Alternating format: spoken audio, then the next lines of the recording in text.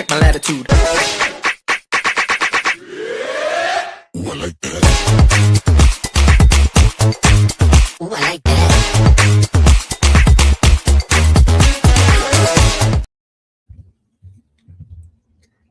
Hello. How we doing? Good. Everything is good. I'm excited. About what? Well, I'm just excited because it's summer and the sun's out. That's nice. It is supposed to be 91 degrees here. Oh, I don't look at the temperature here. I just keep the ACs at 77. Yeah, no, 91. And part of the problem is supposed to be 91 and then rainy, so it's going to be like goopy. Later on today it'll be goopy. So yeah.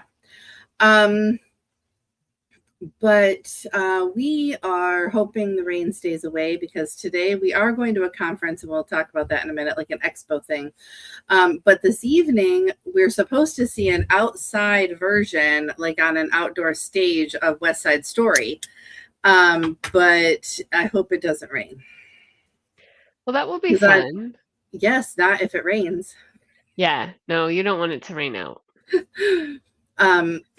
But yeah, so but one of the things we were talking about before we got on this call, and I think I've told this story maybe in the past, but I'm going to tell a quick story. I worked at a realtor association for a while, and none of the people I worked with then are still there now. So I have no problem if somebody figured this out by going to my LinkedIn on where I worked. But I absolutely hated this job.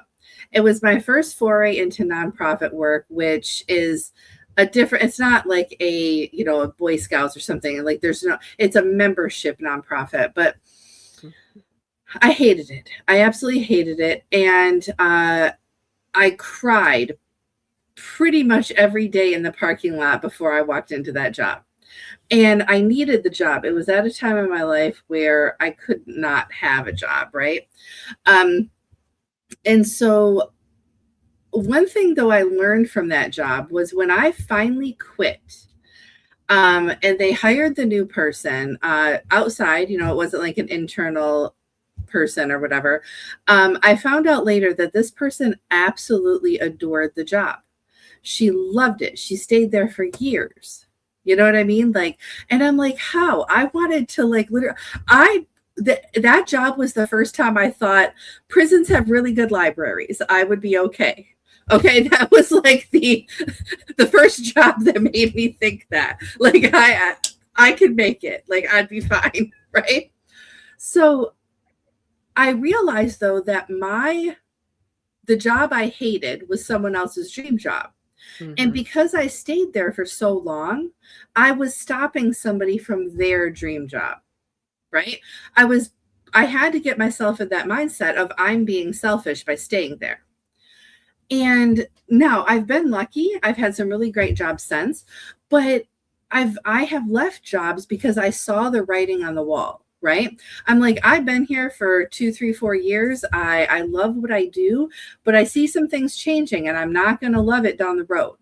And I'm never going to go back to a job where I'm angry or crying or that gut feeling of dread of doing the job. I'm not going to do that to myself again. If I start feeling that come on. So what are your thoughts on that? No, I agree completely. I think that's 90% of the reason why entrepreneurs are entrepreneurs, mm-hmm. right? Because we've all had that job where we're like, it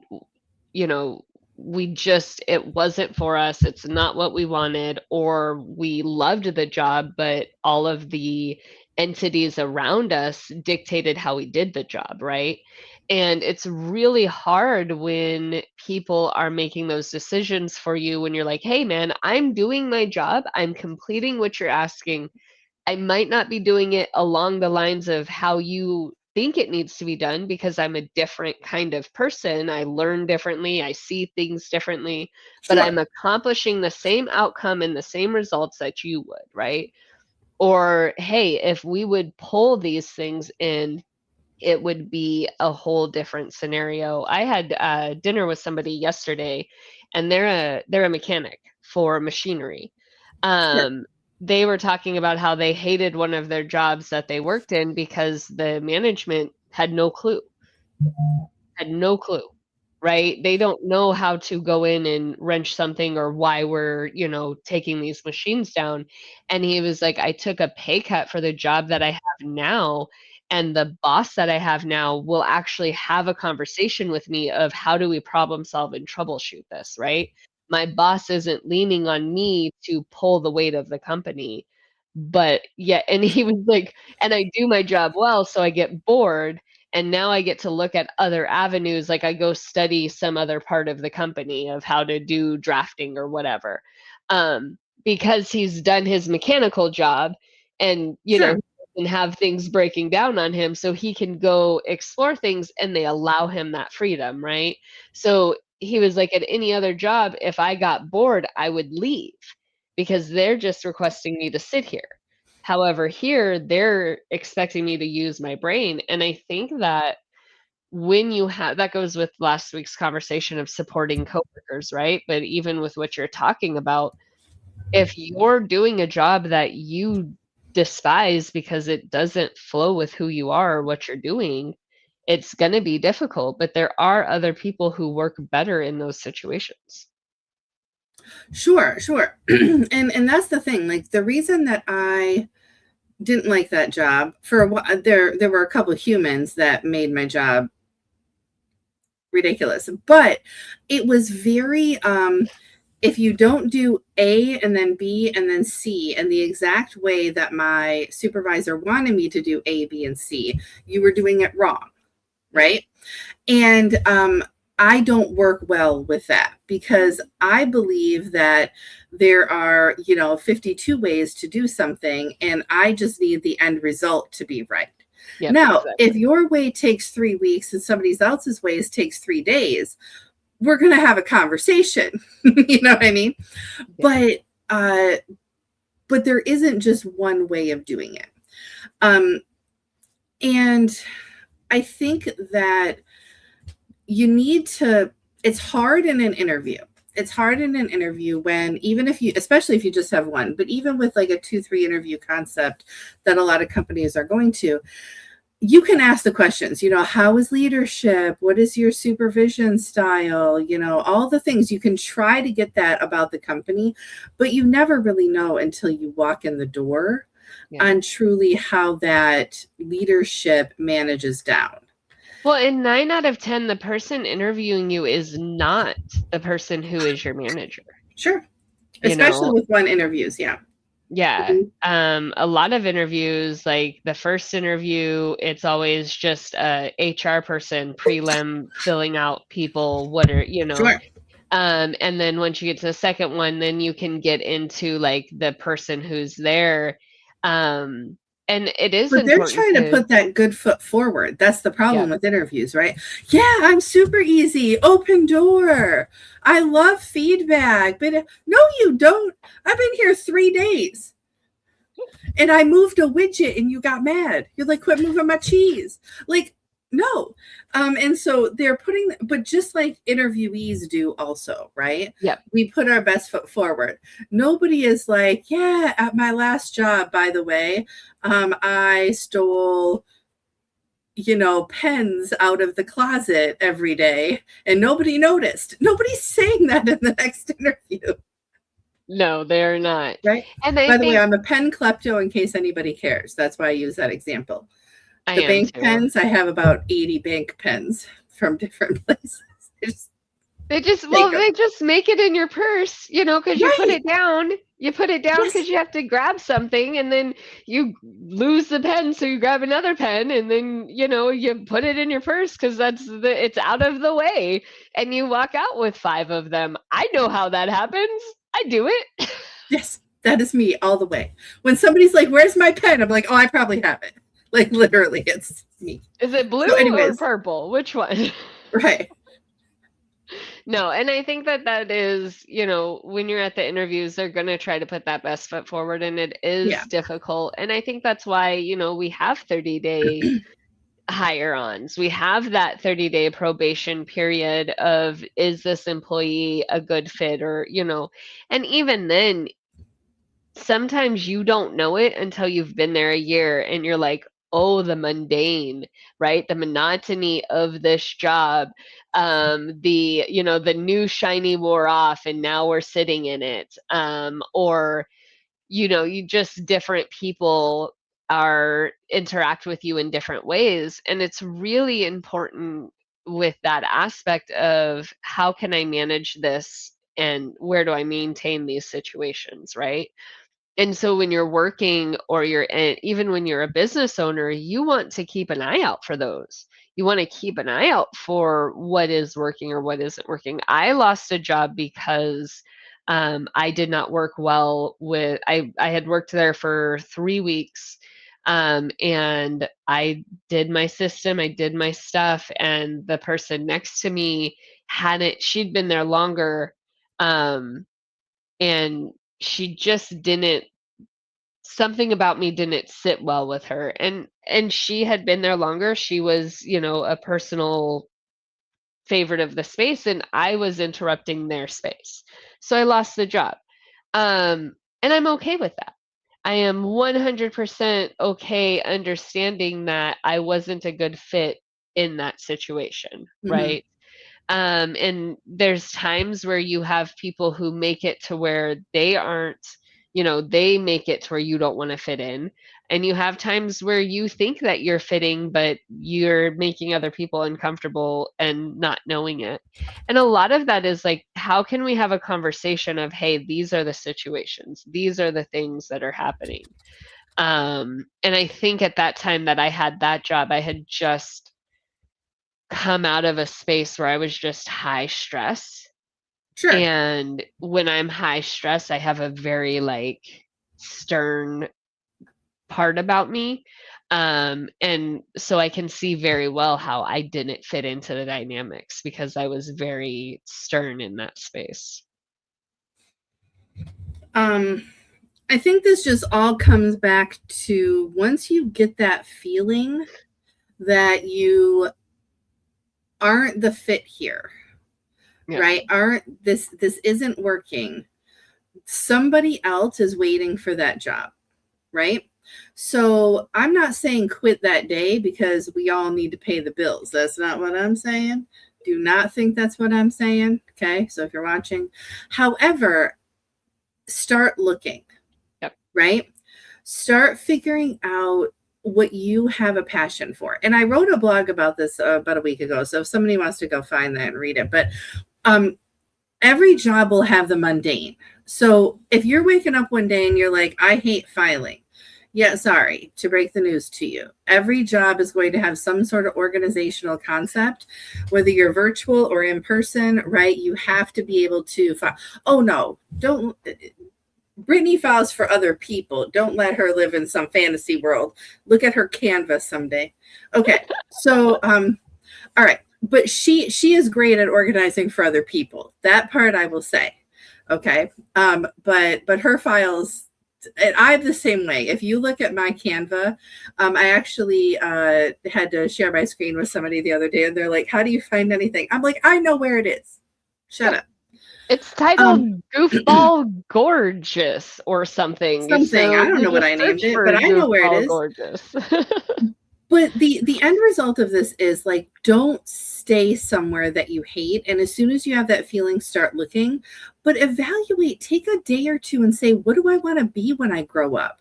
And when I say grow up, that just means the next job. I'm not saying you're not a grown up. I am 48 years old and I'm still figuring out what my next step will be.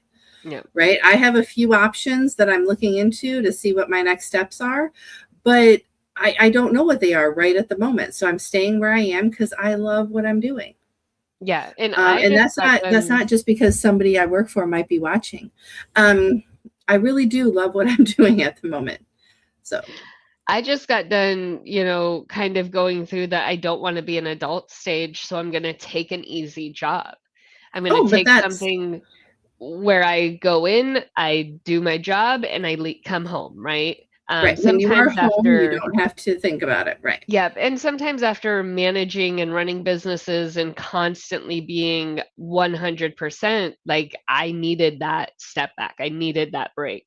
And right now there's some dynamics in there that are making it to where I'm like, oh, I have to be an adult. I have to have adult relationships, and I have to manage my emotions. I'd rather get paid a lot more. Can you? We all want to be paid a lot more, Yeah, right? But no, I it- see your perspective, right? If you're because going I to did. deal with stupid, Yeah, then you need to be paid for dealing with stupid. And I don't yeah, mean stupid people, I mean stupid things. yeah. So, Just dynamics and different things like that. And that's the thing, right? We all make different choices. I had this conversation with my dad the other day. He's like, well, if you would go and get certified as a inspector, because my dad does HVAC. So he's like, oh, well, those inspectors make $500 every inspection. And if you just go do that, you could pay people to drive you from inspection to inspection. And I'm like, I don't think you understand the stress that that job has. Nor do you understand the paperwork that comes with it or any of those things. Like, those are it's not not my that you show up for 20 minutes and that's all you do. Yeah. There's a lot of pre-work and back-end work that is needed.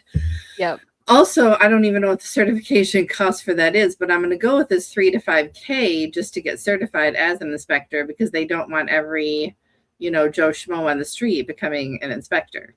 Exactly. And I was like, but also, Dad, like, you have to be interested in these things and these mechanics. Like, in order for you to be an inspector of something, you would at some level need to be interested in one. Like, some people are just interested in money, right? And we had that conversation. People do jobs because it pays them well and they can manage it, their brain works well in it, and they're just doing it for the money. And then they take that home and they do what they want, right? I'm not a money driven person, so that doesn't work for me. And I'm just going to stop you for a second, just in case, and this is a quick Google search. Most states require that you become an HVAC trade person before you become an HVAC inspector. So you have to become an HVAC, and I don't know what the terminology is, but licensed in HVAC before they'll even consider for you to be an inspector. Yeah, exactly. And But so I you can't have to guarantee have that's an in every state. I'm just. right. So But, you have to have an interest in it. You have to, oh, yeah, like, you have to like it. great, Dad. I'm flabbergasted that there's $500 for 20 minutes, like flabbergasted. But I also own businesses and know what that $500 really. How many times, sir, have we come on this live and we're like, break down your business? How many hours did you study before you did the project? Well, Ann, do you want to know what I like about HVAC? That when I That hit the you're button, cool. it turns Yep, exactly. on, right? That Like the that's power button works. click on. That's And if the great. power button doesn't work, I call the landlord because I don't even own my own house to deal with Oh it no, we're myself. renting right now. I talked about a variety of things about that this last week. So I don't know if you've watched a lot of Forrest's videos, but Forrest over the last few weeks has been talking about renting versus owning and the benefits of each. And I'm like, oh my God, watching your videos, I think I would just want to stay renting for a while. Yeah. So Yeah, I have a friend giving up a house right now so he can go live downtown in an apartment. Yeah. Why would he maintain a 100-year-old house in Louisiana that's sinking when he can just go live in an apartment building? But also, there might be somebody that wants to renovate that and redo the foundation to have it. Again, don't stay somewhere you hate, even if it's a house. Why? Somebody else wants to live there. Exactly. I No, mean, I love it. I think we did good on this conversation. you did. But I think that's the key point, right? Is don't stay where you don't want to be. Make sure that you're protecting your space as well. Like I said, if you're in an environment where you're not getting along with people or make sure it's worth it. Make sure that if I love the current job that I have, but I also am fully aware that I could have a different job at a different level. And if I'm going to stress, I might as well stress at a level that gets paid a little bit more, right? Yes. And it's okay to, like, for the last 6 months, I've worked a job that is outside, it's my skill level. I'm brilliant at it. I do enjoy it. I love it. And it's really afforded me a lot of financial freedom lately. But in the long run, when you look at those checks and balances, is it affording me everything that I signed up for, right? Or Right. did it flip? And contracts flip. Yes. We've all been there, we've all seen it, and we've all signed up for jobs thinking we were going to have something, like we said, the interview. Oh yeah, you can work these hours, you can work on these days, you can work this, and then you get into the job and they're like, "Oh, well, it doesn't really work well for us because we have other people covering this, so we need you to cover over here." But I didn't sign up for that, right? And then you're stuck in that loop. So The always be aware best of your surroundings. the best story I have about that really isn't about me, but it was more funny.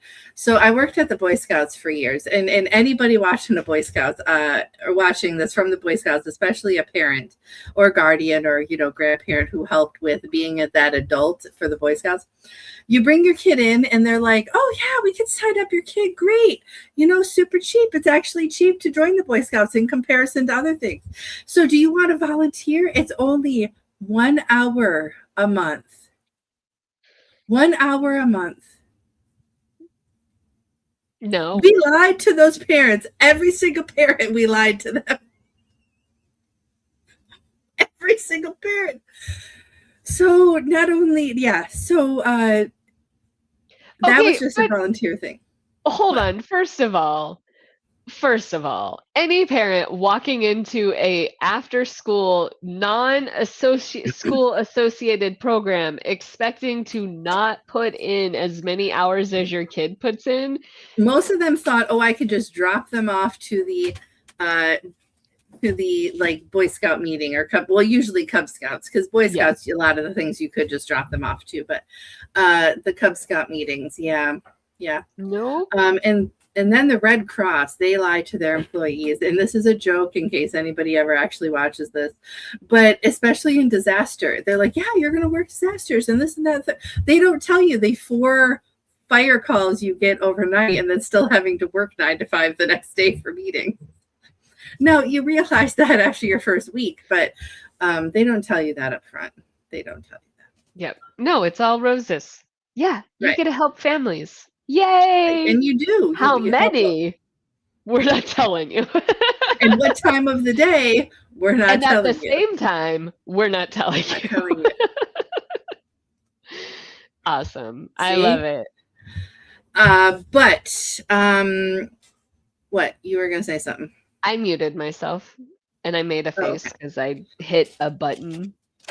My So moving hands. that's fine. The last thing we're going to talk about, and then we're actually probably going to end this a little bit early. I have to wrap up a few things and I have to leave by 11, and it's 9:45 in case anybody is watching this not from here.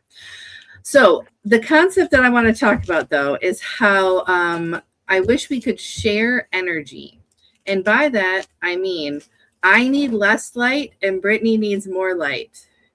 Look at me. I have like this window situation that is like very, very brightly, like I have glare coming off my forehead.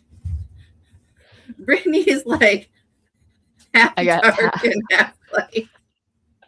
I probably could turn on the light in the room, but what I love about my house is the windows are so big. It's just already. Oh no, on a day-to-day, yeah. People think I'm being blinded, and really I'm not. Like I don't even notice it till I'm on camera. And no, only like, at 10 o'clock do you get blinded.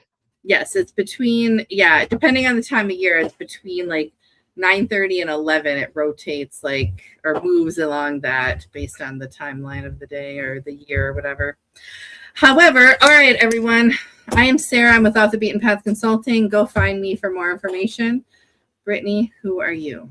I am Brittany. I am an accountability business coach. You can find me with BizStorming. Lovely. All right, everyone, have a great day. I will be heading to a expo here, so maybe I'll find the business that's willing to pay me $1 million to consult with them. So if anybody's watching, remind us next week's topic is networking outside of your home. Oh, there you go. Networking outside. It's a good topic. Good topic. That was our topic too, because we didn't think topic 1 would make it this far. Yeah, but it did. We got 25 minutes out of that. So we did. All right, everybody, have a great day. Start the dance party. Let's go.